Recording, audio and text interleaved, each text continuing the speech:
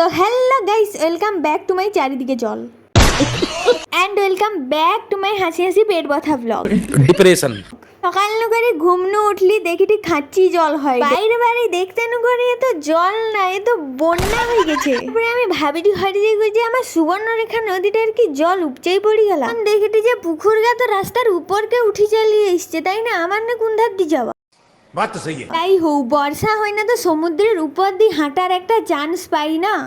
তেরি তো গেম বাজানো পড়ে গেল, পাটাই করি কামড়ে দি করে চালিয়ে গেলাম মাছটা। সেধানু কে চেঁচাই করে বললা আমার ঝুরিল জানু করি কে মাছ বার কে লাইটে। তারপরে আমি তো সেই দৌড় দিলি তারপরে কাদো পেঁচকে পৌঁছি গেলি আমার নাগার বিখ্যাত সেই ড্রেন সমুদ্রে।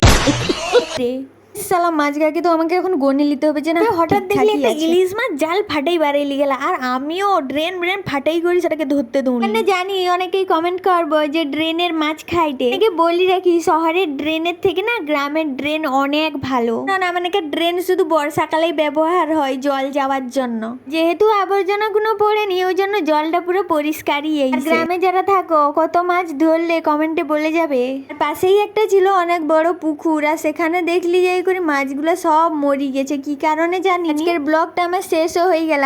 আর লাইক কমেন্ট শেয়ার করতে কিন্তু ভুলবানি, ঠিক আছে?